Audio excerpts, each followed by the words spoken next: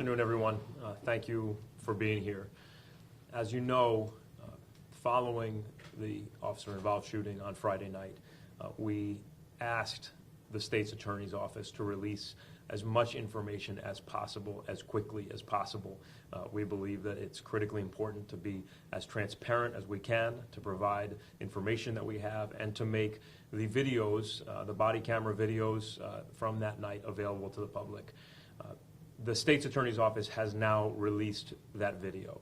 And I first want to say thank you to the state's attorney's office for understanding the importance of getting that video out as soon as possible. You know, it is unusually fast for the state's attorney to make this video publicly available, and I'm grateful to them for doing that because we think the public has the right to see what happened on Friday night.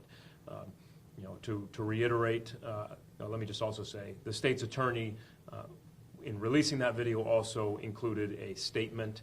I encourage you to read that statement. It includes an account of the events that happened on Friday evening. To summarize again, I believe you will see in these videos what we have seen, which is that following the attempt to stop this vehicle, as an officer approached the driver's door, the officer was attacked by the driver. There was a violent struggle.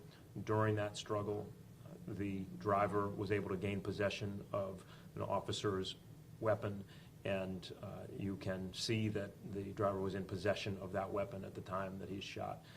I will turn this over to the chief in a second, but I think it's also just worth pointing out that there was some time that passed between when our officers yelled that the driver had their weapon and the time when he was shot. And during those moments, I think that it's clear that our officers' lives were at risk. I'll leave it at that. Most of all, I want to say thank you again to the state's attorney's office for honoring our request to move as quickly as possible to get this video out there, to make it available to the public in the interest of transparency. Thank you. Chief Doty. Thank you, Mayor Bronin.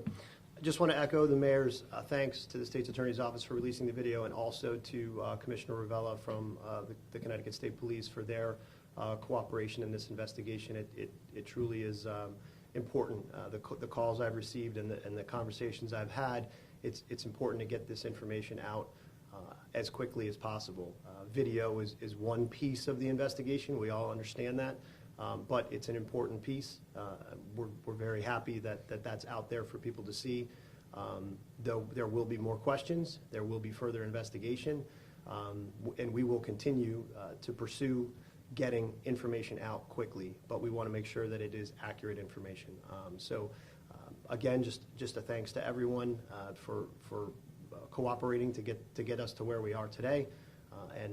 Like I said, I look forward to being able to get more information out as soon as possible. Thank you. We're happy to take any questions. Fox 61's Dania Maldonado. We're hearing that the detective Sherry may have had an unauthorized holster on. Is there any details you could share with us about the holster he was wearing during the incident? No, the holster that was removed was on Officer Last, and I do not have any information about it being an unauthorized holster. No. So Detective Zach Sherry, is he going to be on paid administrative leave throughout the entire course of this investigation? So by policy and practice, he'll be on paid administrative leave for 2 weeks, and then there'll be an assessment as to where we go from there. He can come back in a limited capacity. He can go out again. There's an option to go out on EAP. There's a lot of options, but initially the officer's out on 2 weeks paid administrative leave, and then we make an assessment from there. It was my understanding that this is a traffic stop. Is that correct? So the context of the stop stems from investigations that the Hartford Police Department had conducted. They're part of the officer statement and part of the investigation. More will be coming out about the context of that, but it was more than just a traffic stop. It was also part of an investigation into gun-related activity that happened earlier in the month. And I just think it's important to add, I believe that this is included in the statement that was put out by the State's Attorney's Office, but it's important to add that in the vehicle was also located a stolen, loaded 9mm weapon as well. Were there tasers used in It's at this point, it's unclear.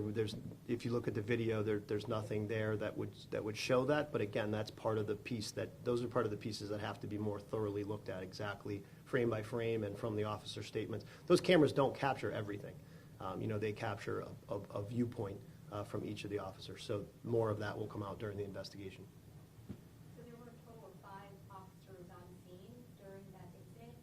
Can you tell us their status? Where do they stand at this time? Are they actively working on duty? So 3 of the officers are actively working and 2 of the officers are off.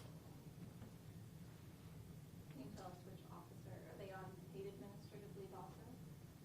Yes, 2 officers are on paid administrative leave, Officer Last and Detective Sherry. Is there any internal investigation into, Officer Last right now? So the way that these work is that the State's Attorney's Office and the Connecticut State Police come in and conduct the criminal investigation, and then our department will conduct a parallel administrative investigation into the incident itself. No specific, not into any specific officer, but into the incident itself.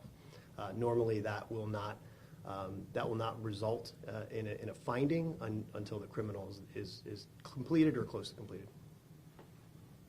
Is it protocol that if an officer's weapon is taken from them, that they're placed on leave?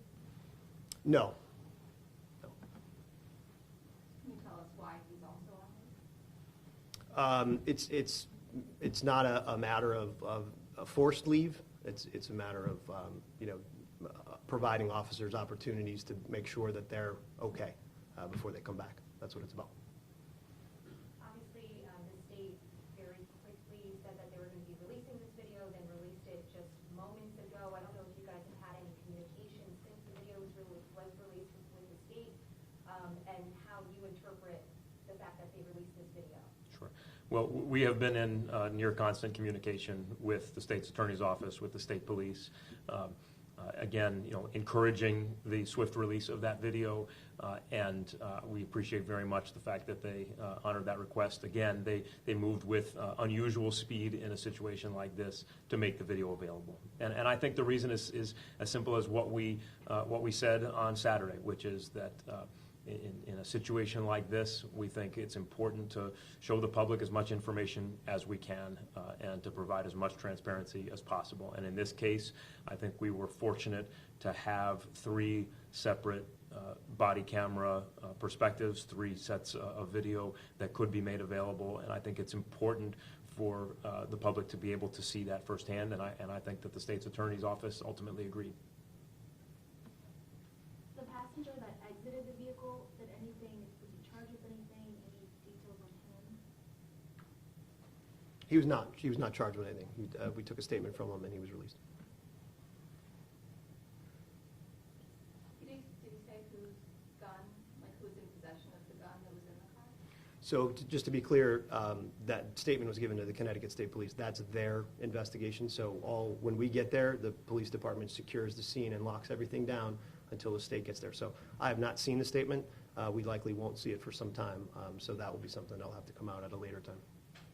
And just from calls or radio from before this happened, do you have any sense of why they didn't take a different approach once the car was stopped?